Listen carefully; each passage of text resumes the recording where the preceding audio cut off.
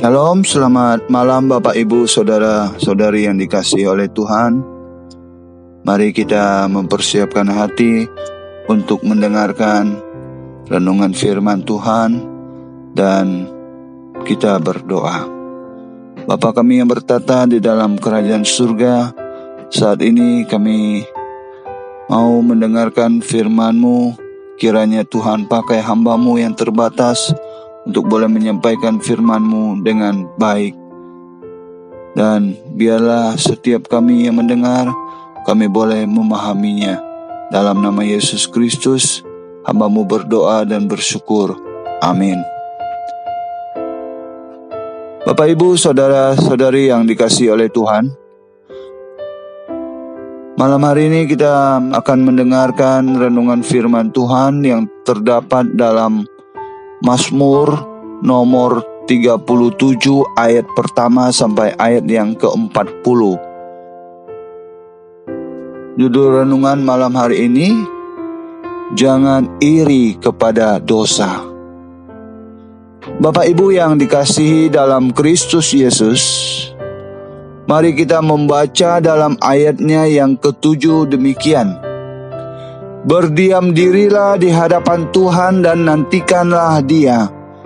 Jangan marah karena orang yang berhasil dalam hidupnya, karena orang yang melakukan tipu daya. Melihat orang fasik berhasil dalam hidupnya dan tinggal dalam kenyamanan, sedikit banyak pasti timbul pertanyaan dan rasa kesal, marah dan iri. Mengapa orang fasik hidupnya secara mujur dan tak punya masalah? Sedangkan aku yang mengikut Tuhan dengan sungguh-sungguh seringkali malang. Bapak Ibu yang dikasihi Tuhan, mari kita coba perhatikan firman Tuhan di dalam ayatnya yang ke-8. Berhentilah marah dan tinggalkanlah panas hati itu. Jangan marah, itu hanya membawa kejahatan.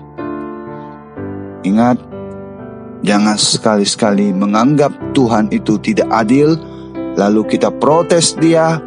Apa yang dinikmati oleh orang fasik itu sifatnya hanya sementara, dan perbuatannya yang fasik akan mendatangkan jerat bagi mereka sendiri.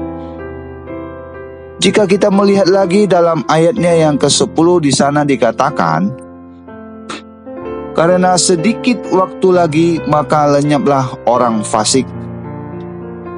Jika engkau memperhatikan tempatnya, maka ia sudah tidak ada lagi. Harus diingat bahwa kita tidak perlu marah dan iri terhadap mereka. Sebagai anak-anak Tuhan, kita berhak menikmati berkat-berkat Tuhan, asalkan kita tetap sabar dan berdiam diri nantikan Dia, bukan terus mengomel, bersungut-sungut dan mengeluh. Sebab Ia membuat segala sesuatu indah pada waktunya. Pengkhotbah pasal 3 ayat 11a.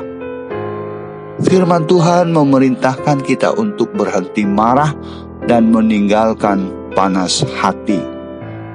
Karena kemarahan dan panas hati justru akan memunculkan pikiran dan niat yang jahat.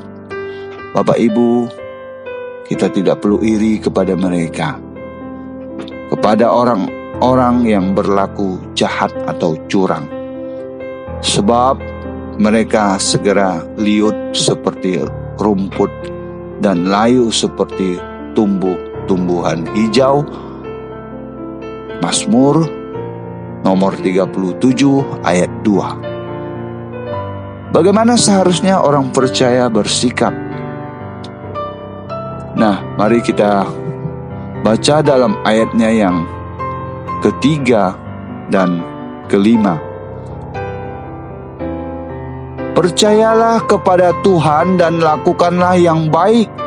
Diamlah di negeri dan berlakulah yang baik. Diamlah di negeri dan berlakulah setia. Dan bergembiralah karena Tuhan maka Ia akan memberikan kepadamu yang diinginkan hatimu. Serahkanlah hidupmu kepada Tuhan dan percayalah kepadanya, dan Ia akan bertindak. Jalan terbaik untuk mencapai keberhasilan dalam hidup ialah bertekun mengerjakan bagian kita.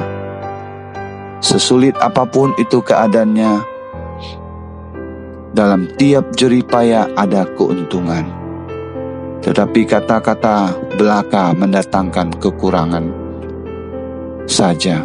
Amsal pasal 14 ayat 23. Ingat, dalam ayatnya yang ke-18 katakan, Tuhan mengetahui hari-hari orang yang saleh, dan milik pusaka mereka akan tetap selama-lamanya.